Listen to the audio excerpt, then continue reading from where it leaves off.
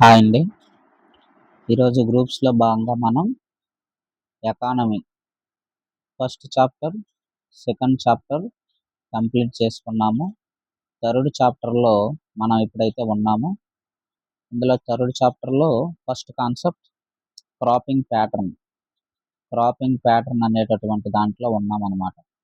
New subscribers ఎవరైనా ఉంటే ఒకసారి ప్రీవియస్ గ్రూప్ 1లో, గ్రూప్ 2లో భాగంగా మనం చేసినటువంటి వీడియోస్ పార్ట్ యూనిట్ 1 అలాగే యూనిట్ 2 కూడా ఒకసారి వాచ్ చేయండి.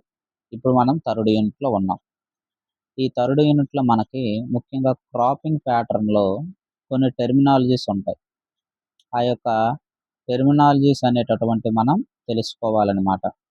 అందులో ముఖ్యంగా ఈ క్రాప్ ప్యాటర్న్ని ఎలా ప్రభావితం అవుతుంది, క్రాప్ ప్యాటర్న్ అనేటటువంటిది మనకి ఎలా ప్రభావితం అవుతుంది. ఎందుకంటే అక్కడ పడేటటువంటి వాతావరణం బట్టి రైతు అనేటటువంటి వాడు క్రాప్ని మార్చవచ్చు. అలాగే అక్కడ లభించినటువంటి మినిమం సపోర్టింగ్ ప్రైస్, మద్దతు ధర బట్టి క్రాప్ ప్యాటర్న్ మార్చవచ్చు. అలాగే ప్రభుత్వం ఇస్తున్నటువంటి సబ్సిడీస్, ప్రభుత్వం ఇస్తున్నటువంటి సబ్సిడీస్ బట్టి అక్కడ క్రాప్ ప్యాటర్న్ మార్చవచ్చు. ఎలా అంటే ప్రభుత్వం అనేటటువంటిది ఈసారి 2026, 27 గాను మినిమం సపోర్టింగ్ ప్రైస్ డిసైడ్స్ చేసిందనమాట, రిలీజ్ చేసింది. అందులో మనకి వరి అవ్వచ్చు, మొక్కజొన్న అవ్వచ్చు, గోధుమ, బార్లీ ఇటువంటివన్నిటికీ కూడా అట్ మ్యాక్సిమం నువ్వుల్లో మనకి ఎక్కువ ఇచ్చిందనమాట. నువ్వులు పంట ఉంటుంది కదా, దానికైతే 10,500 పైచిలుకు రూపాయలైతే కేటాయించిందనమాట. ఇది ఎక్కువ మినిమం సపోర్టింగ్ ప్రైస్ వస్తుంది కాబట్టి క్రాప్ ప్యాటర్న్ అనేటటువంటిది రైతు చేంజ్ చేస్తాడనమాట. ఒకవేళ ఆ భౌగోళిక ప్రాంతంలో ఆ యొక్క పంట కానీ సపోర్ట్ అయితే మారుతాడనమాట. అలాగే అక్కడ ఉండేటటువంటి సౌకర్యాలు, శీతల గిడ్డంగులు, కోల్డ్ స్టోరేజెస్ బట్టి మనకి రైతు అనేటటువంటి వాడు ఏం చేస్తాడు, సౌకర్యాలు బట్టి ఏం చేస్తాడు, క్రాప్ ప్యాటర్న్ అనేటటువంటిది చేంజ్ చేస్తాడనమాట. ఇలా ప్రతి స్టేజ్ కూడా మనకి క్రాపింగ్ అనేటటువంటిది వ్యవసాయం చేయడము, ఒక పంటకు బదులు ఇంకొక పంట వేయడం అనేటటువంటిది మారుతాడనమాట రైతు. అదే ఎక్కువగా మనం చూసుకున్నట్లయితే ఉత్తర భారతదేశం మనకి ఒక క్రాప్ ప్యాటర్న్ ఫాలో అవుతుంది. దక్షిణ భారతదేశం మనకి ఇంకొక క్రాప్ ప్యాటర్న్ ఫాలో అవుతుంది. ఎందుకంటే మనకు లభించేటటువంటి ఋతుపవనాలు అయితేనేమి, మనకు లభించేటటువంటి ఋతుపవనాలు ఈశాన్య ఋతుపవనాలు, నైరుతి ఋతుపవనాలు. ఈ పవనాలు మనకి నైరుతి ఋతుపవనాలు, అటునుంచి మనకు వచ్చేవి ఇది ఈశాన్యం అవుతుంది, ఇది ఈశాన్య ఋతుపవనాలు. ఆ ప్రాంతానికి బట్టి అవైలబిలిటీ బట్టి క్రాపింగ్ ప్యాటర్న్ అనేటటువంటిది మారుతుంది అని మనకి అర్థం అవ్వాలన్నమాట. అంటే ఏంటి క్రాపింగ్ ప్యాటర్న్ అంటే మనకి పంటల సరళి అంటాం. ఉదాహరణకి ఇది ఒక ప్రాంతం ఉంది, ఆంధ్రప్రదేశ్ ప్రాంతం తీసుకుందాం. ఈ యొక్క ఆంధ్రప్రదేశ్ ప్రాంతంలో ఏ పంటలు ఏ విస్తీర్ణంలో ఏ కాలంలో ఏ పద్ధతిలో మనం సాగు చేయాలి అనేటటువంటిది తెలిపేదే క్రాపింగ్ ప్యాటర్న్. ఉదాహరణకి ఇది అన్నిటికీ కూడా ఒక మంచి ఎగ్జాంపుల్ తీసుకోవచ్చు. ఇది మనకి మొత్తంగా ఆంధ్రప్రదేశ్ అనుకుందాం. ఈ ఆంధ్రప్రదేశ్లో మనకి ఏ పంటలను అంటే ఏంటి అంటే ఉదాహరణకి వరి తీసుకుందాం. వరి అనగానే మనకి తూర్పుగోదావరి, పశ్చిమ గోదావరి డెల్టా ప్రాంతంలో మనకి వరి సాగు జరుగుతుందన్నమాట. ఏ విస్తీర్ణంలో అంటే ఈ యొక్క తూర్పుగోదావరి, పశ్చిమ గోదావరి ప్రాంతంలో అక్కడ మనకు జరుగుతుంది. ఏ కాలంలో అంటే ఖరీఫ్ సీజన్లో ఎక్కువగా మనకి జరుగుతుంది. అలాగే ఏ పద్ధతిలో సాగు చేస్తున్నారు? చాలా రకాల పద్ధతులు మనకి సాగు జరుగుతుంది. ఉదాహరణకి బిందు సేద్యంలో బిందు బిందు సేద్యంలో సాగు జరుగుతుంది. తుంపరలు అంటాం. తుంపర సేద్యం. అలాగే డ్రిఫ్ట్ ఇరిగేషన్ జరుగుతుంది. అలాగే నార్మల్‌గా మనకి కాలువల ద్వారా ఇరిగేషన్ జరుగుతుందనమాట. ఏ పద్ధతి అనేటటువంటిది. అలాగే ఇవన్నీ కలిపితే మనకేమవుతుంది? ఏం తెలియజేయొచ్చు మనం? ఒక క్రాపింగ్ ప్యాటర్న్ పంటల సరళి ఎలా ఉందో తెలుసుకోవచ్చనమాట. అదే మనం రాయలసీమ ఈ ప్రాంతంకొచ్చామనుకోండి ఆంధ్రప్రదేశ్‌లో, మనకేంటి ఎక్కువగా వాణిజ్య లేదా ఉద్యానవన పంటలు పండిస్తామనమాట. ఉద్యానవన పంటలు. ఏంటి ఉద్యానవన పంటలు? మనకి ఉద్యానవన పంటలు పండిస్తాం. అంటే ఉద్యానవన పంటలంటే మనకేమేమొస్తుంది? అవకాడో అలా ఇటువంటివనమాట. ఉద్యానవన పంటలు మనం పండించడానికి అవకాశం ఉంటుందనమాట. అలాగే వాణిజ్య పంటలు, పొగాకు ఇటువంటివి గూడా పండించడం మనకెక్కువగా జరుగుతుంది. అదే ఉత్తరాంధ్ర ఇటువంటి ప్రాంతాలకు మనం వెళ్ళినట్లయితే ఇక్కడేంటి వరి, గోధుమ, మొక్కజొన్న, బార్లీ ఇటువంటివి పండిస్తాం. అలాగే పల్నాడు, ప్రకాశం, గుంటూరు ఇటువంటి ప్రాంతాల దగ్గరికి ఇచ్చామనుకోండి, ఈ ఈ ఆంధ్రప్రదేశ్‌లో మనకి ఈ ప్రాంతం పల్నాడు, గుంటూరు ఈ ప్రాంతమొస్తే మనకి మిరప ఇటువంటి పంటలు పండిస్తాం. అలాగే రాయలసీమలో మనకి ఉద్యానవన పంటలు మామిడి, బత్తాయి ఇటువంటివి తోతాపురి మామిడి ఇటువంటివన్నీ గూడా ఈ తోతాపురి మామిడికి ఏమైంది? మొన్న పంట గిట్టుబాటు ధర రాలేదు. గిట్టుబాటు ధర రాపోతే మార్కెట్ ఇంటర్వెన్షన్ స్కీమ్ అనేటటువంటిది సెంట్రల్ స్కీమ్ అనమాట. ఈ స్కీమ్ ద్వారా ఏం చేశాము?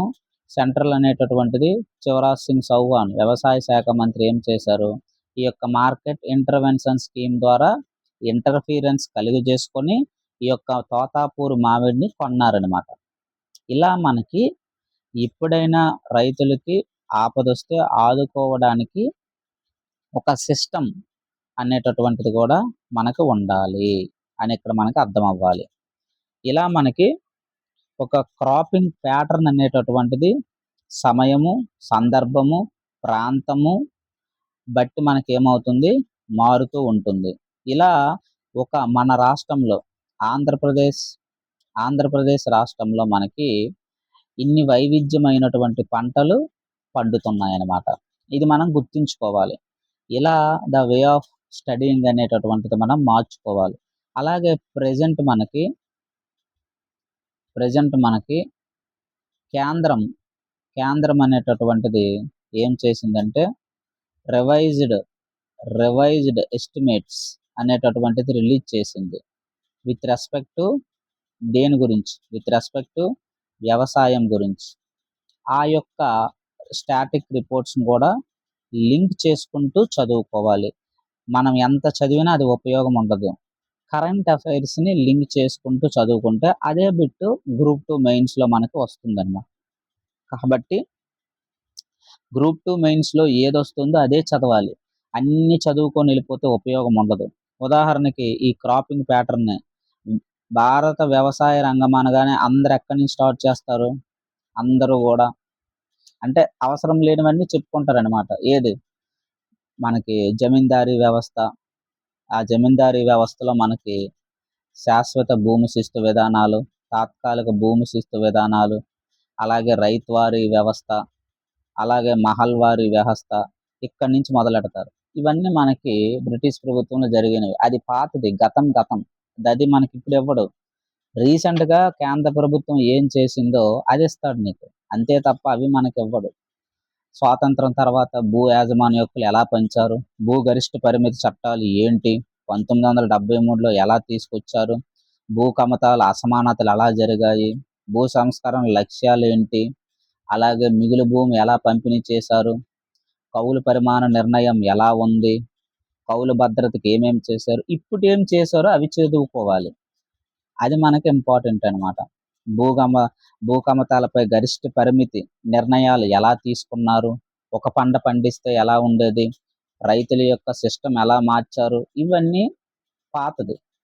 ప్రస్తుతం కరెంట్ అఫైర్స్‌కి అప్డేట్ చేసుకుంటూ మనం చదువుకోవాలనమాట. సరే, ఇందులోకి వెళ్దాం. ఒక్కొక్క పాయింట్ చూద్దాం. ఈ పాయింట్ మనకు అర్థమైంది కదా! షార్ట్‌కట్‌లో క్రాపింగ్ ప్యాటర్న్ మీద ఒక బిట్ అయితే పడుతుంది. కాబట్టి మనం గుర్తుంచుకోవాలి. ఏ ప్రాంతంలో ఏ పంట వేయాలి, ఎంత భూమిలో, ఏ సీజన్‌లో, ఖరీఫా, రబీయా, ఎంత భూమిలో, 1 హెక్టారా, ఇన్ని హెక్టార్ల. 1 హెక్టార్ అంటే 2.4 ఎకరాస్ అనమాట. అది కూడా గుర్తుంచుకోండి. ఏ ప్రాంతంలో వేస్తున్నాము, ఆ ప్రాంతం యొక్క నేల స్వభావం ఏమిటి, ఎందుకు పండిస్తున్నారు, ఇటువంటివన్నీ కూడా ఒక కాంప్రహెన్స్డ్ మేనర్‌లో మనకి లభ్యం అవ్వాలనమాట. అంత మాత్రాన దాన్ని క్రాపింగ్ ప్యాటర్న్ అంటామా? కాదు. ఇంకా ఉంది. క్రాపింగ్ ప్యాటర్న్ అంటే అది ఓన్లీ ఒక పంటల జాబితాయనే కాదు. అక్కడ మనకి లభించేటటువంటి వాతావరణం ఎలా ఉంది, దాని యొక్క నేల స్వభావం ఎలా ఉంది, అక్కడ వాతావరణ పరిస్థితులకు తగ్గట్టుగా నీటి లభ్యత ఉందా లేదా, ఆ వేసిన పంటకి కనీస మద్దతు ధరలనేటటువంటివి లభిస్తున్నాయా రైతులకి? మరి మార్కెట్ వేసిన పంట రైతు ఏదైతే వేస్తున్నాడో దానికి వరి అయితే వరి, గోధుమ, ఇటువంటి మొక్కజొన్న, బార్లీ, ఇటువంటి వాటికి మార్కెట్ సదుపాయం కల్పిస్తుందా? ఒకవేళ ధర లేట్ అయితే మనకి ధర గాని లేట్ అయినట్లయితే మనకి శీతల గిడ్డంగులు లేదా కోల్డ్ స్టోరేజెస్ ఏర్పాటు సౌకర్యం ఉన్నదా? అలాగే ప్రస్తుతం టెక్నాలజీ ఉపయోగించి పంటలు పండించడానికి ప్రభుత్వం ఏవైనా సహాయాలు అందిస్తున్నాయా? యాంత్రిక పరికరాలకి సహాయాలు ఏమైనా అందిస్తున్నాయా? ప్రస్తుతం ప్రభుత్వ విధానాలు ఎలా ఉన్నాయి? ప్రజల్లో ఆహారం యొక్క డిమాండ్ ఎలా ఉంది? ఎటువంటి ఆహారాలు ప్రస్తుతానికి మనకి ప్రజలు మొగ్గు చూపుతున్నారు? వాటికి తగ్గట్టుగా మనం క్రాపింగ్ ప్యాటర్న్ అనేటటువంటిది మార్చుకోవాలి. ఎప్పుడూ నేను వరే పండిస్తానంటే అవ్వదు.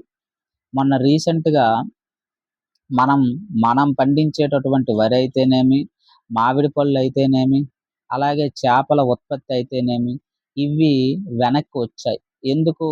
అక్కడ గ్రేడింగ్ సిస్టమ్ మార్చారనమాట. ఏ దేశానికైతే మనం పంపిస్తున్నామో ఆ దేశం యొక్క గ్రేడింగ్ సిస్టమ్ మార్చారు. వాటికి తగ్గట్టుగా మనం టెక్నాలజీని అందిపుచ్చుకొని మనం ఏం చేయాలి? పంటలనేటటువంటివి వెయ్యాలి. ఈ యొక్క వ్యవసాయం టాపిక్ అనేటటువంటిది గ్రూప్ 1 మెయిన్స్‌కి బాగా ఉపయోగపడుతుందనమాట. ఈ టెర్మినాలజీ ఏదైతే చెప్తున్నానో గ్రూప్ 1 మెయిన్స్‌కి మనకి బాగా ఉపయోగపడుతుంది. అంటే ఒక క్వెషన్ ఇస్తే అనాలిసిస్ చేసి ఎలా రాయగలగాలి అంటే ఈ విధంగా మనం రాసుకోవచ్చు. అసలు ఎందుకు మారుతుంది క్రాపింగ్ ప్యాటర్న్ అనేటటువంటిది? కొన్ని టెర్మినాలజీస్ మీకు రావాలి. ఉదాహరణకు మనకి ఒక రైతు ఉన్నాడు. ఆయన ప్రతి సంవత్సరం ఒకే పంటను పండించాడనుకోండి. అది రైతు నిర్ణయాన్ని అనేక అంశాలను ప్రభావితం చేస్తాయి. ఉదాహరణకి వాతావరణం. వాతావరణం అనుకూలంగా ఉందనుకోండి. ప్రస్తుతం ఎల్‌నినో ఉంది కాబట్టి మనం ఇప్పుడు రైతు ఏం చేయాలి? వర్షాధార పంటల్ని తగ్గించుకొని ఉద్యానవన పంటల సాగు చేయాలి. అంటే నీటి తక్కువ తీసుకునేటటువంటి పంటలని సాగు చేయాలి. వర్షపాతం ఎక్కువగా ఉంటే ఏం చేయాలి? వరి, చెరుకు అటువంటి వాటికి వెళ్ళాలి. అదే తక్కువ వర్షపాతం ఉన్న ప్రాంతాల్లో ప్రస్తుతం అయితే అన్నిట్ల దగ్గర ఆంధ్రప్రదేశే కాదు భారతదేశం అంతా కూడా ఎల్‌నినో ఎఫెక్ట్ వల్ల తక్కువుంది. కాబట్టి తక్కువ ఉన్నప్పుడు ఏం చేయాలి? జొన్న, సజ్జలు, రాగులు, పప్పు ధాన్యాలు ఇటువంటి వాటికి మనం ఏం చేయాలి? పంటలకు వెళ్ళాలి. అలా క్రాపింగ్ ప్యాటర్న్ అనేటటువంటిది అందుకు మారుతుందనమాట. మనకు నచ్చినట్టు మనం పంట వేయడం కాదు.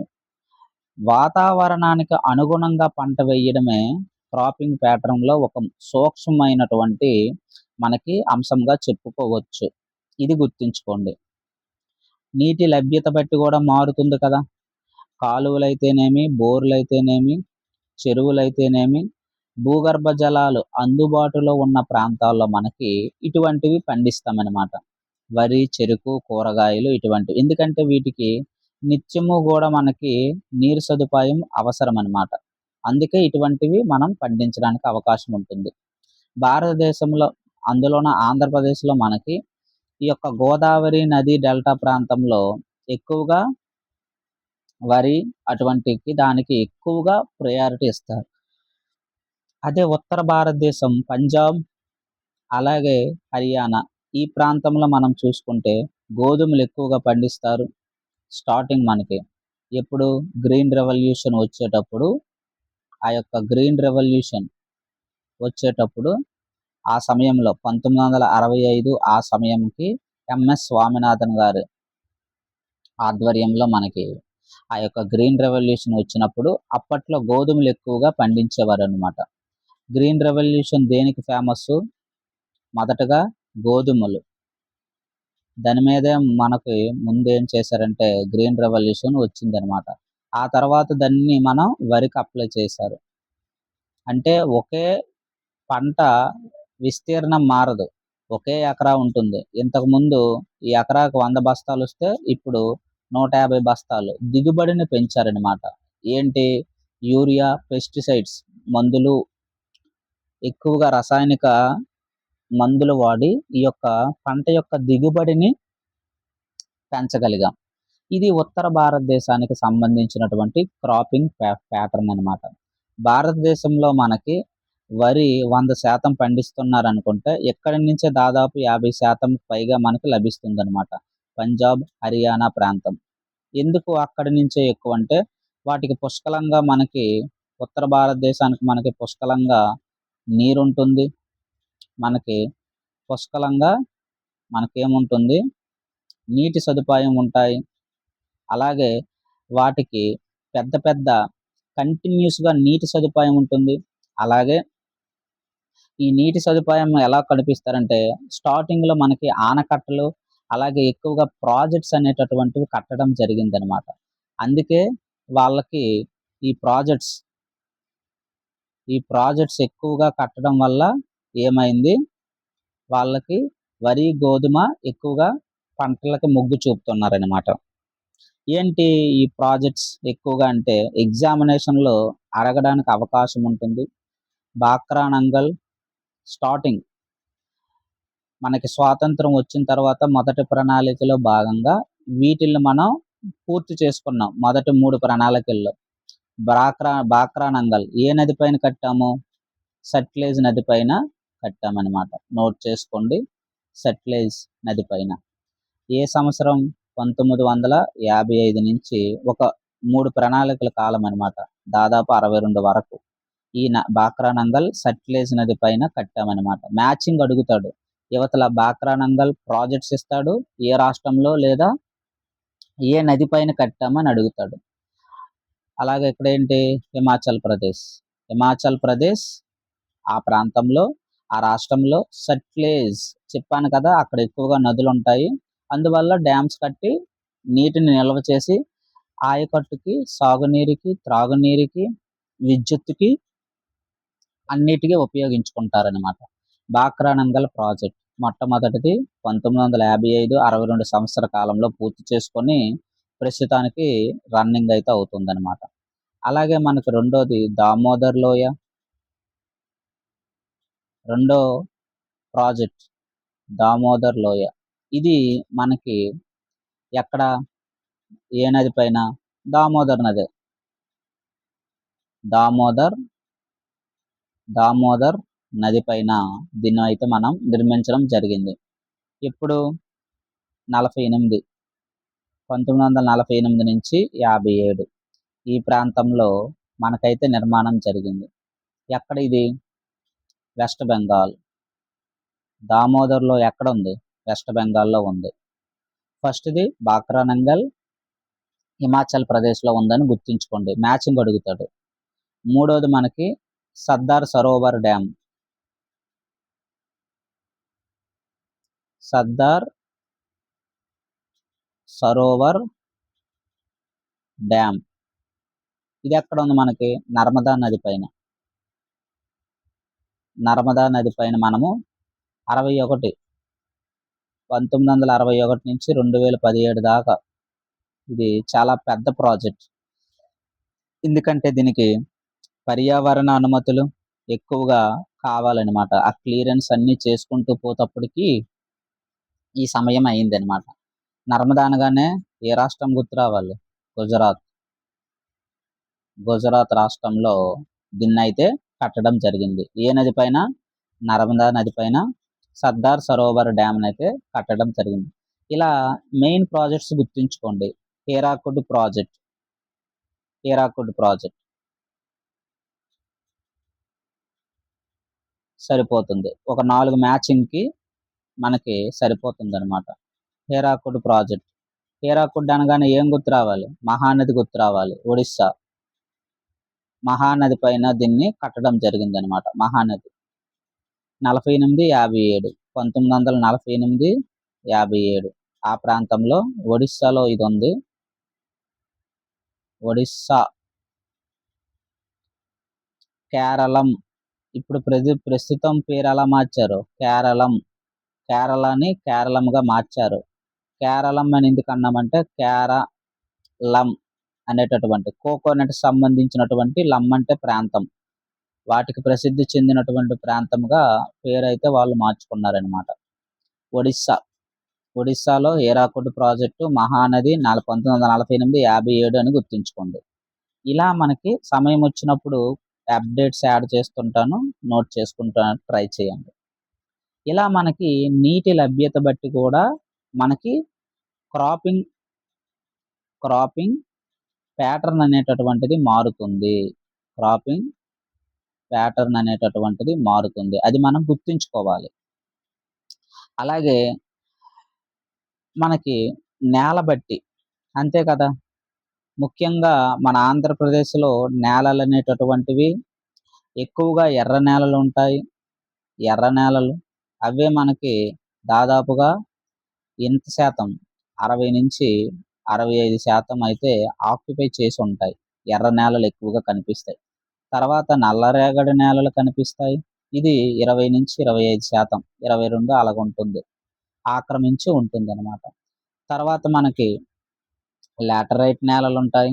అలాగే తరువాత మనకి ఒండ్రు నేలలుంటాయి. తర్వాత పర్వత నేలలుంటాయి. ఎక్కువగా ఒక్కొక్క దాని మీద ఒక్కొక్క బిట్టు ఎలా అడుగుతాడో మనం ప్రిలిమ్స్‌కి ముందు డిస్కషన్ అనేటటువంటిది చేద్దాం. ఇక్కడ నేలల టాపిక్ కాదు కాబట్టి సైడ్‌కి పెట్టి ఇక్కడికొద్దాం. ఒక్కొక్క నేల ఒక్కొక్క దానికి అనుకూలం మనకు తెలుసు. నల్లరేగడి నేలలు దేనికి అనుకూలం? పత్తికి అనుకూలం. ఈ నల్లరేగడి నేలలనే మనం తనని తాను దున్నుకునే నేలలని అంటాము. ఎందుకంటే ఇవి పగుళ్ళొస్తాయన్నమాట. ఈ నేలలో నల్లరేగడి నేలలో ఎక్కువగా మనం ఆ యొక్క ప్రాంతంలో పగుళ్ళు రావడానికి అవకాశం ఉంటుంది. ఈ పగుల్లో మనకి నత్రజని స్థాపన జరుగుతుందన్నమాట. తద్వారా ఇవేమవుతాయంటే సారవంతంగా అవుతాయి. ఈ యొక్క నల్లరేగడి నేలలు. తనను తాను దున్నుకునే నేలలని రేగూర్ నేలలని అని పిలుస్తామన్నమాట. ఇలా పత్తి పంటకు అనుకూలమని చెప్పొచ్చు. అలాగే అల్యూవియల్ నేలలు. ఇవి దేనికి? ఇవి కొంచెం గుల్లగా ఉంటాయి. ఇసకలతో కూడినటువంటి వాతావరణము లేదా ఇసుకతో కూడినటువంటి నిర్మాణాన్ని కలిగి ఉంటాయన్నమాట. వాటిల్లే మనం డెల్టా అనేటటువంటి ఆకారంలో మనకి ఎక్కువగా ఉంటాయి. గోదావరి నది ప్రాంతంలో గోదావరి నది 7 పాయలుగా చీలిపోయి నేలననేటటువంటిది ఇలా డెల్టా రూపంలో మనకి 7 పాయల్లో విడిపోతుంది. ఈ షేప్‌లో ఏర్పరుస్తాయన్నమాట. కాబట్టి వాటినే మనం డెల్టా లేదా అల్యూవియల్ నేలలని కూడా అంటాం. ఈ పంటలు నేలని బట్టి పంట స్వభావం అనేటటువంటిది మారుతుంది. ఇది దేనికి అనుకూలం? వరికి అనుకూలం. మ్యాచింగ్ అడుగుతాడన్నమాట. దీనివల్ల కూడా క్రాపింగ్ ప్యాటర్న్ అనేటటువంటిది మారుతుంది. మనం గ్రూప్ 2 సిలబస్ కాపీని పక్కన పెట్టుకోండి. దాని ప్రకారం మనం వెళ్తున్నాం. క్రాపింగ్ ప్యాటర్న్ అనేటటువంటిది ఫస్ట్ టాపిక్. అందులో 360 డిగ్రీస్ అనాలిసిస్ అనేటటువంటిది మనం చెయ్యాలి. అందులోని భాగంగా ఆ క్రాపింగ్ ప్యాటర్న్ అనేటటువంటిది మార్కెట్ ధరలు కూడా మార్చవచ్చు. ఎందుకంటే ఏ దానికైతే ఎక్కువ ధర ఏ దానికైతే మనకి ఎక్కువ ధర లభిస్తుందో అదే రైతనేటటువంటి వాడు మొగ్గు చూపుతాడు. అంతే కదా! తక్కువ సపోర్టింగ్ ప్రైస్ మద్దతు ధర ఉన్నదానికి రైతు మళ్ళడు. ఎక్కువ ఎక్కడుంటుందో ఆ పంటకే మల్లుతాడనమాట. అంటే మార్కెట్‌లు గూడా మార్కెట్ ధరలు గూడా మనకేం చేస్తాయి, క్రాపింగ్ ప్యాటర్న్‌ని ప్రభావితం చేస్తాయనమాట. ఉదాహరణకి మిరప. మన మిరప గుంటూరు ఆ ప్రాంతము, అలాగే గుంటూరుతో పాటు మనకి ప్రకాశము, అలాగే ఇవతల శ్రీకాకుళము, అలాగే విజయనగరము ఇటువంటి ప్రాంతాలు మనకి మిరప అనేటటువంటివి పండించడానికి అనుకూలమైనటువంటి ప్రాంతాలుగా చెప్పుకోవచ్చు. మిరప ధరలు మనకి ఎంఎస్‌పి పెంచాడనుకోండి. ప్రస్తుతం మనకెంత 4000 కిందటి సంవత్సరం దాకా ఉండేదనమాట. ఇప్పుడు ఈసారి తగ్గించారు. 3500 అక్కడ ఉండేదనమాట. ఒకవేళ ఇది 5000 గాని ఉండేదనుకోండి, అప్పుడేం చేస్తాడు రైతు ఈ పంటకి వేయడానికి మొగ్గు చూపుతాడనమాట. అందుకే దీనివల్ల ధరలు ఎప్పుడైతే వస్తాయో రైతులకి ఏమవుతుంది, ఆదాయం చేకూరుతుంది. తద్వారా ఈ యొక్క మిరప సాగు అనేటటువంటిది వేయడానికి ప్రయత్నిస్తాడు ఎక్కువ మోతాదులో. దీన్ని బట్టి మనకేం అర్థమవుతుంది, మార్కెట్ ధరలు గూడా మనకేం చేస్తాయి, క్రాపింగ్ ప్యాటర్న్ అనేటటువంటిది చేంజ్ చేస్తాయని మనం గుర్తుంచుకోవాలనమాట. ఇంతవరకి ఫస్ట్ కాన్సెప్ట్ మనం చెప్పుకున్నాం. ఫస్ట్ కాన్సెప్ట్‌లో భాగంగా మనము cropping pattern, cropping pattern system ఎలా ఉంటుంది, ఎక్కువగా ఏ ఏ అంశాలు, ఏ ఏ అంశాలు మనకి క్రాపింగ్ ప్యాటర్న్‌ని డిసైడ్ చేస్తాయి, అలాగే ఈ యొక్క క్రాపింగ్ ప్యాటర్న్ అనేటటువంటిది భారతదేశంలో ఎలా ఉంది, ఏ ఆంధ్రప్రదేశ్‌లో ముఖ్యంగా వస్తే ఎలా ఉంది, ఇవన్నీ గూడా మనం క్రాపింగ్ సిస్టమ్ గురించి ఇంతవరకు మనం డిస్కషన్ చేసుకున్నాం. అయితే ఈ మూడో యూనిట్, ఐదో యూనిట్ కలిపి మనకేంటంటే చాలా తక్కువ మోతాదులో బిట్లనేటటువంటివి వస్తున్నాయి. తక్కువ మోతాదులో బిట్లొస్తున్నాయన్నమాట. కాబట్టి దానికి తగ్గట్టుగానే మనం సిలబస్ అనేటటువంటిది కవర్ చేస్తాం. డెప్త్ అనాలిసిస్ అనేటటువంటిది కొంచెం తగ్గించి, కరెంట్ అఫైర్స్ లింక్ చేస్తూ ఈ యొక్క క్రాపింగ్ ప్యాటర్న్ అవ్వచ్చు, ఈ యొక్క వ్యవసాయ విధానం అగ్రికల్చరల్ సిస్టమ్‌ని మనం డిస్కషన్ అనేటటువంటిది జరుగుతుంది. తరువాత వచ్చే క్లాస్‌లో మనకి ఏం చేస్తామంటే ఈ యొక్క క్రాపింగ్ ప్యాటర్న్ కరెంట్ అఫైర్స్‌ని లింక్ చేస్తాను. ఈ యొక్క క్రాపింగ్ ప్యాటర్న్‌ని కరెంట్ అఫైర్స్‌కి లింక్ చేస్తూ మనం ఏం చేస్తామంటే రీసెంట్‌గా కేంద్రం రిలీజ్ చేసిన ఆ యొక్క ప్రతిని మనం చూద్దాం. దానికి తగ్గట్టుగా భారతదేశంలో ప్రస్తుతం క్రాపింగ్ ప్యాటర్న్ ఎలా ఉంది? ఎంత సిస్టమ్‌లో దీన్ని మనం ఏ ఏ ప్రాంతంలో ఏ ఏ పంటలు ఎంత విస్తీర్ణంలో ఏసాం అనేటటువంటిది మ్యాచింగ్ అడుగుతాడు. లేదా స్టేట్మెంట్స్‌లో సరైనవేవని అడుగుతాడు. కాబట్టి దానికి అనుగుణంగా మనం చదవాలి. అంతే తప్ప స్టాటిక్ పాయింట్స్‌ని మనం చదవకూడదు. రెండో కాన్సెప్ట్ మనకి క్రాపింగ్ సీజన్స్. క్రాపింగ్ సీజన్స్ అనేటటువంటివి చాలా ఇంపార్టెంట్. దశాబ్దాలుగా మన యొక్క భారతదేశం అనేటటువంటిది క్రాపింగ్ ప్యాటర్న్ మనం చూసుకుంటే ఉత్తర భారతదేశము, దక్షిణ భారతదేశం మనకి వైవిధ్యం అనేటటువంటిది కనిపిస్తుంది. ఏది ఏమైనా ఒకేటటువంటి క్రాపింగ్ సీజన్స్ గత 40 సంవత్సరాల బట్టి మనం అబ్జర్వ్ చేయొచ్చు. అందులో మొదటగా ఖరీఫ్ సీజన్. ఇది ముఖ్యంగా వర్షాకాలం అని చెప్పుకోవచ్చు. 6-9 నెలల మధ్య కాలం అని మనం చెప్పుకోవచ్చు. జూన్ నుంచి మనం సెప్టెంబర్ వరకు మనం చెప్పుకోవచ్చనమాట. ఈ యొక్క కాలాలు కూడా మ్యాచింగ్ అడుగుతాడు. కాబట్టి ఔటర్ వ్యూలో గుర్తుంచుకోవడానికి మనం ట్రై చేయాలి. అంటే ప్రస్తుతం నడుస్తున్నటువంటి కాలంలో మన యొక్క వ్యవసాయ పరిసర ప్రాంతాలను గమనించినట్లయితే మీకు ఎక్కువగా ఈ పంటలు కనిపిస్తాయి. వరి, పత్తి, మొక్కజొన్న, సోయాబీన్, వేరుశనగ, పప్పుధాన్యాలు, మిరప. ఇవన్నీ గూడా ఏంటంటే ఖరీఫ్ సీజన్‌లో మన యొక్క ఆంధ్రప్రదేశ్‌లో పండించేటటువంటి పంటలు. ముఖ్యంగా ఏ టాపిక్ మనం చదువుకున్నా దాన్ని ఆంధ్రప్రదేశ్ లింక్ చేస్తూ, అలాగే సెంట్రల్‌లో ఉండే కరెంట్ అఫైర్స్‌కి లింక్ చేయాలి. అప్పుడు ఆ యొక్క కాన్సెప్ట్ పరిపూర్ణమవుతుందనమాట. బిట్ పడడానికి అవకాశం ఉంటుంది. అలాగే ఖరీఫ్ సీజన్‌లో మనకి ప్యాడీ పండిస్తాము, పత్తి, అలాగే మిరప. ఇది మెయిన్ అనమాట మన ఆంధ్రప్రదేశ్ వచ్చేసరికి. అదే ముఖ్యంగా మనకి భారతదేశం వస్తే ఇవన్నీ పంటలు పండించడానికి అవకాశం ఉంటుందనమాట. మన ముఖ్యంగా ఆంధ్రప్రదేశ్‌కొచ్చేటప్పటికి పత్తిని, మిరపని, ప్యాడీ ఈ యొక్క వరిని ఇటువంటివన్నీ గూడా పండించడానికి మనం చూస్తామనమాట. రబీ సీజన్ మనకి వచ్చేసరికి ఇక్కడ ఆ తరువాత కాలం మనకి నవంబర్, డిసెంబర్ ఆ తర్వాత కాలం నవంబర్, డిసెంబర్, జనవరి అప్ టు ఫిబ్రవరి వరకు మనం ఈ యొక్క పంటలను పండించుతామనమాట.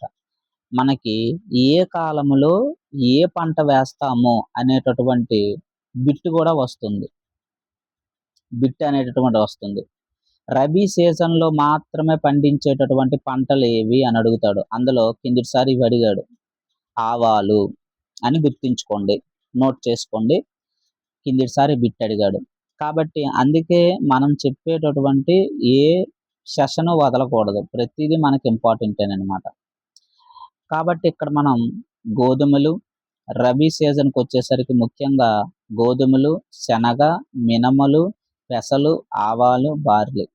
అంటే ఇక్కడ మనకి వర్షం అనేటటువంటిది అంతగా అవసరం లేనటువంటి పంటలుగా మనం చెప్పుకోవచ్చు.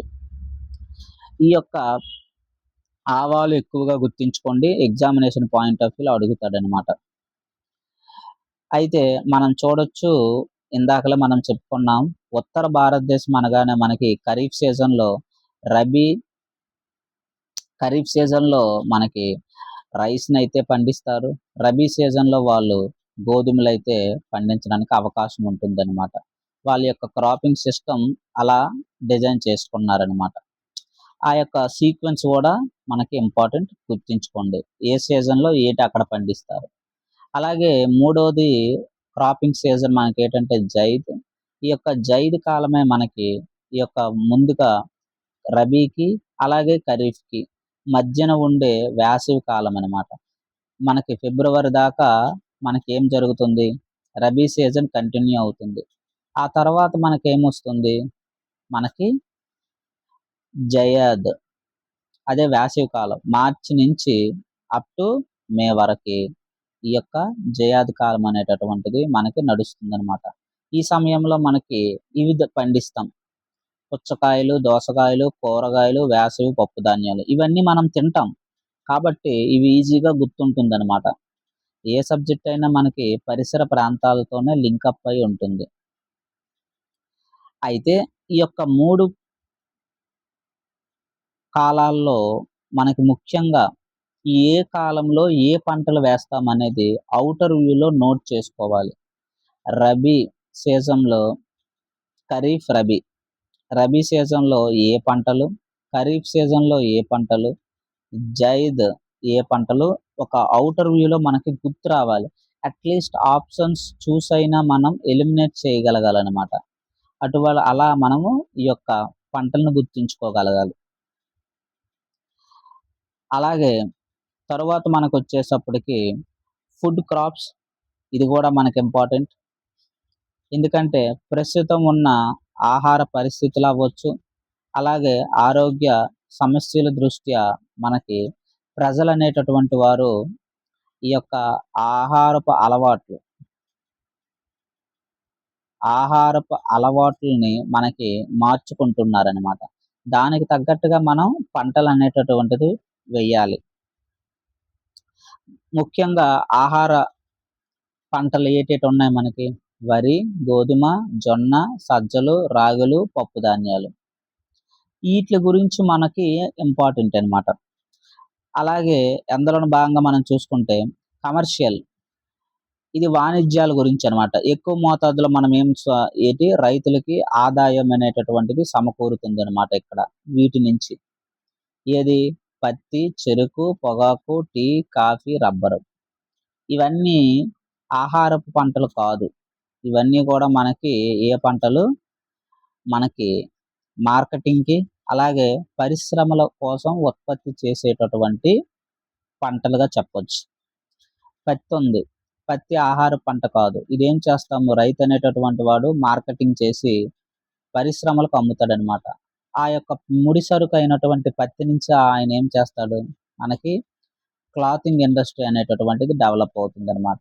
వస్త్రాలని. ఆ వస్త్రాలని మనకి మ్యానుఫ్యాక్చరింగ్ చేసి మార్కెట్‌లోని అమ్ముతారనమాట.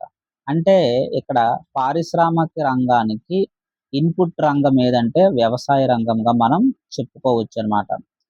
వ్యవసాయ రంగంలో ఏవైతే ఉత్పత్తులు జరుగుతున్నాయో, అది పారిశ్రామిక రంగానికి గాని మళ్ళినట్లయితే, అక్కడ మనకి ఎక్కువ ఆదాయం అనేటటువంటిది యాడ్ అవుతుందనమాట. వాల్యూ యాడెడ్ అవుట్‌పుట్ అనేటటువంటిది అక్కడ ఎక్కువగా జరుగుతుంది. ఇదంతా గూడా మనకి ఏం చెప్పుకున్నామంటే ఇంతవరకి క్రాపింగ్ సిస్టమ్‌కి వాటి యొక్క ఉదాహరణలు. అదే కదా! ఇక్కడ చూడండి, వాణిజ్య పంటలు పత్తుంది.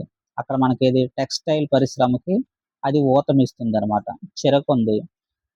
మనకేంటి షుగర్ ఇండస్ట్రీకి వాళ్ళు ఉత్పత్తి అనేటటువంటిది ముడి సరుకుని పంపిస్తారు. అక్కడ మనకి ప్రొడక్ట్ అనేటటువంటిది తయారవుతుంది. తయారయ్యి మనకేమవుతుంది, మార్కెట్‌లోకి అది విడుదల అనేటటువంటిది జరుగుతుంది. అంటే రెండో రంగంకి అన్నీ గూడా మనకి ఈ యొక్క వ్యవసాయ రంగం అనేటటువంటిది ఏమవుతుంది, మొదటి రంగంగా, ముడిసరుకు రంగంగా ఉత్పత్తిని అందించే విధంగా వ్యవసాయ రంగం అనేటటువంటిది ఉంటుందనమాట. అలా డిజైన్ చేసుకోవాలి. అలాగే దీనికి మనకి బెవరేజ్ ఇండస్ట్రీలో మనం ఎక్కువగా వాడుతామనమాట. కాబట్టి స్థానిక భారతదేశం అనేటటువంటిది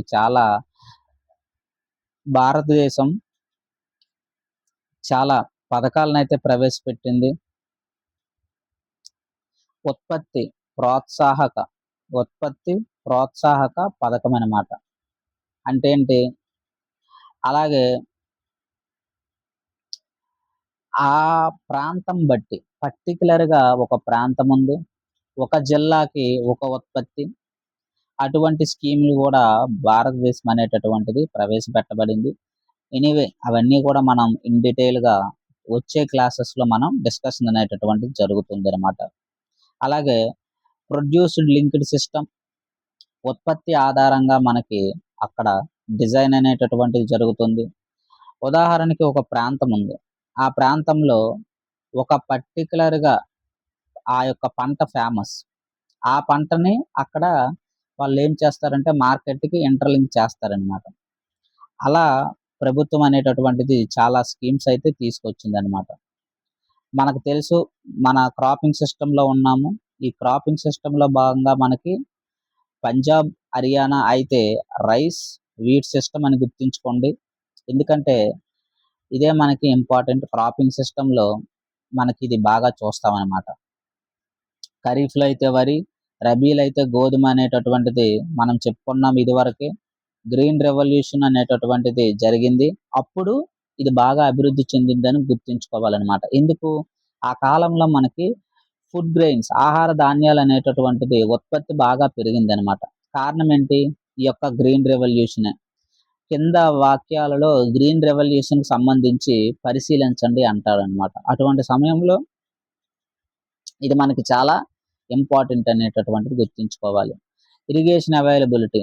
ఎందుకంటే ఈ యొక్క వ్యవసాయం అనేటటువంటిది ఎక్కువగా అందరికీ ఎక్కువ మోతాదులో లభించిందని చెప్పొచ్చు. సేకరణ, ఎందుకంటే ఉత్పత్తి చేశాం. పంటను ఉత్పత్తి చేశాం. ఉత్పత్తి చేసిన పంటకి సపోర్టింగ్ లభించాలి కదా! అంటే ఏంటి? కోల్డ్ స్టోరేజెస్ ఏర్పాటు చేయాలి. మార్కెట్ ఇంటర్వెన్షన్ స్కీమ్స్‌ని ప్రొవైడ్ చేయాలి. ప్రభుత్వం అనేటటువంటిది మనకి రైతుల్ని ఆదుకోవాలి. ఇది మనకి ఇంపార్టెంట్ అనమాట. కాబట్టి ఈ యొక్క సిస్టమ్ డెవలప్‌మెంట్ అనేటటువంటిది అప్పట్లో స్టార్ట్ అయింది. తర్వాత కాలంలో ఇంప్రూవ్‌మెంట్ అయ్యింది. ఇప్పుడు మనం డిస్కస్ చేస్తున్న టాపిక్ ఏంటంటే క్రాప్ ప్యాటర్న్. కాబట్టి దానికి రిలేటెడ్‌గానే మాట్లాడుతున్నాం. అంతే తప్ప ఇంకా వ్యవసాయం యొక్క వ్యవస్థలోనికి మనం ఇంకా ఎంటర్ అవ్వలేదు. అంటే ఏంటి? ఒక పంట పండించినప్పటి నుంచి ఆ పంట మార్కెట్‌కి వెళ్ళేంత వరకు ఉన్న ఆర్థిక లేదా సమస్యలు ఇది మనం డిస్కషన్ చేయట్లేదు ఇక్కడ. పంట వేసినప్పటి నుంచి మార్కెట్‌కి వెళ్ళిన దాకా మనకి ఎన్నో దశల వారీగా వ్యవసాయం జరుగుతుందనమాట. ఈ దశల వారీగా ఈ వ్యవసాయం గాని మనం డిస్కస్ చేసుకున్నట్లయితే, ఈ యొక్క ఆర్థిక వ్యవస్థలో ఈ వ్యవసాయం పార్ట్ కంప్లీట్ అయిపోతుంది. కాబట్టి అది మనం డిస్కషన్ చేయట్లేదు. మనకు సిలబస్ కాపీలో మెన్షన్ చేసిన విధంగా మనం వెళ్తున్నామనమాట. అది గూడా మనం డిస్కషన్ చేస్తాము తరువాత వచ్చేటటువంటి సెషన్స్‌లో. ప్రస్తుతానికి ఫస్టు క్రాప్ ప్యాటర్న్ ఇచ్చాడు కాబట్టి దాని మీదే మనం ఎక్కువగా వెళ్తున్నామనమాట. కాబట్టి ఈ యొక్క గ్రీన్ రెవల్యూషన్‌తో మనకి బాగా అభివృద్ధి చెందింది ఏది అంటే గుర్తుంచుకోవాల్సింది ఏది? మొదటగా గోధుమలు, ఫుడ్ గ్రెయిన్స్ ఆహార ధాన్యాలు. అందులోన ముఖ్యంగా ఏమిటి? గోధుమలనేటటువంటివి ఎక్కువగా అభివృద్ధి చెందాయి. ఈ యొక్క గ్రీన్ రెవల్యూషన్ రావడం వల్ల ఎంఎస్ స్వామినాథన్ ఆధ్వర్యంలో. యాక్చువల్‌గా ఆయన నార్మన్ బోర్లాంగ్ ఆయన్ని ఇక్కడికి తెప్పించాడనమాట. తెప్పించి ఇక్కడే ఉంచి ఈ యొక్క క్రాపింగ్ సిస్టమ్ డెవలప్‌మెంట్ చేసి భారతదేశ మనకి వ్యవసాయంలో చాలా సహాయం పడేటటువంటి వ్యక్తి ఎవరయ్యా అంటే మన యొక్క ఎంఎస్ స్వామినాథన్ గారు. అలాగే ఈ గ్రీన్ రెవల్యూషన్‌లో బాగా మనకి ఏది ఎక్కువగా ఉత్పత్తులు లభించాయంటే ఆహార ఉత్పత్తులు అనేటటువంటిది గుర్తుంచుకోవాలి. ముఖ్యంగా గ్రీన్ రెవల్యూషన్ పితామహుడు అనగానే మనకెవరు గుర్తు రావాలి? ఎంఎస్ స్వామినాథన్ అని గుర్తు రావాలి. ఆయన గుర్తు రావాలి. అలాగే యెల్లో రెవల్యూషన్ అంటాం. యెల్లో రెవల్యూషన్ అనగానే ఏమిటి? నూనె గింజలకు సంబంధించింది. ఏంటిది? నూనె గింజలకు సంబంధించింది. మ్యాచింగ్ అడుగుతాడనమాట. నూనె గింజలకు సంబంధించింది. శామ్ పిట్రడో ఎవరితను? శామ్ పిట్రడో. ఈయన మనకి దీనికి పితామహుడుగా చెప్పొచ్చు నూనె గింజలకి. అలాగే మనకి వైట్ రెవల్యూషన్ అంటాము.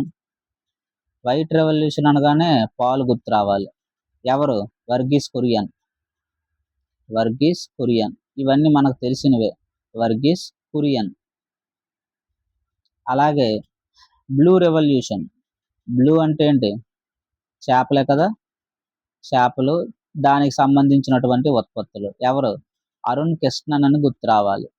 అరుణ్ కృష్ణన్. అలాగే సిల్వర్ రెవల్యూషన్ అనగానే పౌల్ట్రీ, కోడిగుడ్లు ఇవి గుర్తు రావాలనమాట. పౌల్ట్రీ ఎవరు? ఇందిరాగాంధీ అని చెప్తారు. ఎందుకంటే ఆమె కాలంలో మనకి ఇది వచ్చింది కాబట్టి మినిమమ్ నీడ్ సపోర్టింగ్ అలాగే కనీస సూత్రాలు ఇవన్నీ తెచ్చారనమాట ఇందిరాగాంధీ అనేసి. అలాగే గోల్డెన్ రెవల్యూషన్. గోల్డ్ అనగానే ఏం గుర్తు రావాలి? పండ్లు, తేనె, యాపిల్ ఇవి గుర్తు రావాలి. Golden revolution. యాపిల్ ఇవన్నీ గుర్తు రావాలి. ఎవరు? నిర్ఫక్ తుసేజ్.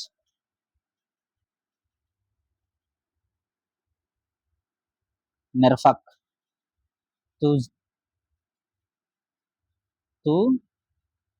తేజ్. చాలా ఉంటాయి. పింక్ రెవల్యూషన్ కాబట్టి రొయ్యలు ఇటువంటివన్నీ ఉల్లిగడ్డలు. ఎవరు? దుర్గేష్ పటేల్. ఇలా సమయం వచ్చింది కాబట్టి ఇవన్నీ చెప్పాననమాట. గ్రీన్ రెవల్యూషన్ అంటే దానికి సంబంధించింది లింకప్ చేసుకోవాలి. ఇలా ఒక్కొక్కటి కూడా మనకి ఈ యొక్క గ్రీన్ రెవల్యూషన్‌లో మనకి ఎక్కువగా ఏదొచ్చింది? ఈ యొక్క ఫుడ్ గ్రెయిన్స్ అనేటటువంటిది ఉత్పత్తి. అధిక దిగుబడి ఇచ్చే వంగడాలననేటటువంటిది ఈ కాలంలో మనం ప్రవేశపెట్టి అప్పటికే భారతదేశం అనేటటువంటిది ఆహారపు సమృద్ధిలో వెనకబడి ఉందనమాట. ఆ యొక్క ఆహారపు సమృద్ధిలో స్వయం సమృద్ధి సాధించాలని మనకి ఈ యొక్క అత్యధిక దిగుబడినిచ్చేటటువంటి వంగడాలని కనిపెట్టి గోధుమలలో విప్లవాత్మకమైన మార్పులు తెచ్చి ఫుడ్ క్రాపింగ్ సిస్టమ్స్‌ని మార్చి తద్వారా ఆంధ్రప్రదేశ్ కాకుండా దేశవ్యాప్తంగా మనకేమైంది? గ్రీన్ రెవల్యూషన్‌తో ఆహార ధాన్యాల్లో మనం స్వయం సమృద్ధిని సాధించామనమాట. ఈ పాయింట్ గుర్తుంచుకుంటే సరిపోతుంది. అంతే తప్ప దీనికి డెప్త్‌గా వెళ్ళాల్సిన అవసరం లేదు. ఎందుకంటే ఎగ్జామినర్ అక్కడ చూడట్లేదు. అక్కడ పాయింట్ ఇవ్వట్లేదు. అక్కడ బిట్ ఇవ్వట్లేదు. కాబట్టి కొంచెం మనం ఏం చేయాలంటే అంతగా లైట్‌గా పాయింట్లు టచ్ చేసుకుంటూ వెళ్ళాలనమాట. ఎక్కువగా కాకుండా తక్కువగా చూసుకుంటూ వెళ్ళాలనమాట. అలాగే మనకి చాలా సమస్యలైతే మనకున్నాయి. ఈ యొక్క ఫుడ్ క్రాపింగ్ అనేటటువంటిది మనకి సమస్యలున్నాయి. ఎందుకంటే సాయిల్ న్యూట్రియంట్ ఇంబాలెన్స్ అవుతుంది. ఎందుకంటే అదే పనిగా, అదే పనిగా మనం ఒకే రకమైన పంటలు వేయడం వల్ల ఏమవుతుంది? ఒకే రకమైన ఎరువులు వాడడం వల్ల మనకి ఏమవుతుంది? సాయిల్ యొక్క అందులో ఉండేటటువంటి కనీస పోషక విలువలనేటటువంటివి తగ్గిపోతున్నాయి. అది మనకి ఇంపార్టెంట్. అలాగే గ్రౌండ్ వాటర్ అనేటటువంటిది తగ్గిపోతుంది. ఎందుకు? వరి అటువంటి పంటలకి ఎక్కువగా నీటి విధానం అనేటటువంటిది ఉపయోగిస్తున్నాం. వరి పంటకి మనం 100% నీరు పెడితే అది 30-40% ఆవిరి రూపంలో పైకి వెళ్ళిపోతుంది. 60-70% ఈ యొక్క పంటకి ఉపయోగపడుతుంది. కాబట్టి గ్రౌండ్ వాటర్ అనేటటువంటిది డిప్లీషన్ అవుతుంది, తగ్గిపోతుంది, క్షీణతకి గురవుతుంది. అలాగే క్రాప్ రెసిడ్యూ సమస్య అనేటటువంటిది వస్తాయి. అలాగే బయోడైవర్సిటీ తగ్గిపోతుంది. ఇవన్నీ గూడా మనకి ఏంటంటే క్రాప్ ప్యాటర్న్ అనేటటువంటిది ఎప్పుడూ గూడా చేంజ్ చేస్తూ ఉండాలి. ఎప్పుడూ గూడా పంటల వైవిధ్యాన్ని మనం చూడాలి. డైవర్సిఫికేషన్ పైన మనం ఎక్కువగా ఏం చేయాలి? దృష్టి పెట్టాలి. డైవర్సిఫికేషన్ అంటే ఏంటి? ఖరీఫ్ కాలంలో రైతనేటటువంటి వాడు మనకి ఏం చేశాడు? వరి వేశాడు. రబీ కాలంలో ఏం చేయాలంటే పంటను మార్పిడి చేయాలి. రబీ వచ్చేసరికి ఏం చేయాలంటే ఇంకా రబీకి సంబంధించినటువంటి గోధుమలు వేయడము, లేకపోతే పప్పు ధాన్యాలు వేయడము చెయ్యాలి. అలాగే జయాది కాలంలో అదే భూమిలో, అదే భూమిలో మనకి పుచ్చకాయలు, అదే భూమిలో పప్పు ధాన్యాలు ఇటువంటివి వేయాలనమాట. వేస్తే ఏమవుతుంది? డైవర్సిఫికేషన్ జరుగుతుంది. దానికి కావలసినటువంటి న్యూట్రియంట్స్ మారుతాయి. నేల స్వరూపం మారుతుంది. నేల భూసారమవుతుంది. సారవంతమైనటువంటి నేల మనకి ఏర్పడి నత్రజని స్థాపన జరిగి తద్వారా అధిక దిగుబడి మనకేమవుతుంది? వస్తుందనమాట. అధిక అధిక దిగుబడి అనేటటువంటిది రాడానికి అవకాశం ఉంటుంది. ఎప్పుడు? డైవర్సిఫికేషన్ పెంచామనుకోండి ఏమవుతుంది? నేల సారం పెరుగుతుంది. నేల సారం పెరుగుతే ఏమవుతుంది? దిగుబడి అనేటటువంటిది పెరుగుతుంది. దిగుబడి పెరిగితే ఏమవుతుంది? రైతు యొక్క ఆదాయం పెరుగుతుంది. రైతు ఆదాయం పెరిగితే ఏమవుతుంది? వస్తువులు కొనుగోలు చేస్తాడనమాట. వస్తువు కొనుగోలు చేస్తే ఏమవుతుంది? ధరలనేటటువంటివి ప్రభావితమవుతాయి. ధరలు ప్రభావితమైతే ఏమవుతుంది? ఆర్థిక వృద్ధికి రైతు తోడ్పడతాడు అని మనం గుర్తుంచుకోవాలి. ఇది ఒక సైకిల్ బేస్డ్ సిస్టమ్‌గా మనం చెప్పుకోవచ్చు. ఇక్కడ మనం అది గుర్తుంచుకోవాలనమాట. అలాగే ప్రస్తుతానికి ఉండేటటువంటి ఆంధ్రప్రదేశ్ యొక్క క్రాపింగ్ ప్యాటర్న్ మన ఆంధ్రప్రదేశ్‌లో ఎలా ఉంది? ఇండియాలో క్రాపింగ్ ప్యాటర్న్ చూసాము. అలాగే ఇప్పుడు ఆంధ్రప్రదేశ్‌లో క్రాపింగ్ ప్యాటర్న్ చూద్దాం. ఇది ఆల్రెడీ మనం చూసాం మరొకసారి. ఆంధ్రప్రదేశ్‌లో క్రాపింగ్ ప్యాటర్న్ అనేటటువంటిది చాలా వైవిధ్యంగా ఉంటుంది. ఎందుకంటే మనకి అన్ని రకాల పంటలు ఇక్కడ పండించడానికి అవకాశమైనటువంటి ప్రాంతాలున్నాయి. వరి అనగానే మనకి గోదావరి నది డెల్టా ప్రాంతం వస్తుంది. పత్తి అనగానే మనకి శ్రీకాకుళము, విజయనగరము, విశాఖపట్నం ఈ ప్రాంతంలో వస్తుంది. మిరప అనగానే గుంటూరు, ప్రకాశం, పల్నాడు ఆ ప్రాంతాలొస్తాయి. మొక్కజొన్న అనగానే మనకి గోదావరి నది ప్రాంతం తీసేసి మిగతా ప్రాంతం ఉత్తరాంధ్ర ప్రాంతం చెప్పుకోవచ్చు. వేరుశనగ, పప్పు ధాన్యాలనకే భారతదేశం అంతటా, ఆంధ్రప్రదేశ్ అంతటా మనకి అవకాశం ఉండేటటువంటి ప్రాంతమే రాయలసీమ తప్పించి. ఉద్యానవన పంటలంటే 80-90% మనకి రాయలసీమ ప్రాంతంగా చెప్పుకోవచ్చు. ముఖ్యంగా ఈ యొక్క పంటలనేటటువంటివి వైవిధ్యము ఆంధ్రప్రదేశ్‌లో ఎక్కువగా కనిపిస్తుందనమాట. అంటే ప్రాంతం బట్టి మనకి ప్యాటర్న్ అనేటటువంటిది మారుతుంది. అదే కదా ఇప్పుడు చెప్పుకున్నాము. ఉదాహరణకి కృష్ణా, గోదావరి డెల్టా ప్రాంతాల్లో వరి అనేటటువంటిది ఎక్కువగా మనం పండిస్తామనమాట. రాయలసీమ అనగానే ఏమన్నాము మనము? పప్పు ధాన్యాలు, వేరుశనగ, మామిడి పళ్ళు అంటే ఉద్యానవన పంటలు, పత్తి పంటలు ఇటువంటి వాటికి ప్రాధాన్యం ఇస్తాం. గుంటూరు, పల్నాడు అనగానే ఏం చెప్పుకున్నాము? మిరప, వాటికి సంబంధించినటువంటి పంటలుగా మనం చెప్పుకున్నామనమాట. మిరప, పత్తి, పప్పు ధాన్యాలు ఇటువంటివి. అంటే మనకిక్కడ ఏమర్థమైంది? ఆంధ్రప్రదేశ్‌లో క్రాప్ ప్యాటర్న్ ఎలా ఉందో తెలుసుకున్నాము. ఇండియాలో క్రాప్ ప్యాటర్న్ ఎలా ఉందో తెలుసుకున్నాము. బేసిక్ టెర్మినాలజీ క్రాప్ ప్యాటర్న్ దృష్ట్యా తెలుసుకున్నాము. అలాగే ఇటువంటి వైవిధ్యం అనేటటువంటిది ఉందనేటటువంటిది తెలుసుకున్నాము. తరువాత మనం క్రాప్ ఇంటెన్సిటీ చూద్దాం. తర్వాత వచ్చేటటువంటి క్లాస్‌లో క్రాప్ ఇంటెన్సిటీ. ఛానల్‌ని అయితే సబ్స్క్రైబ్ చేసుకోండి. ఓకేనా? ధన్యవాదాలు. ఎవరైతే ఛానల్‌ని సబ్స్క్రైబ్ చేసుకున్నారో వాళ్ళకి ధన్యవాదాలు.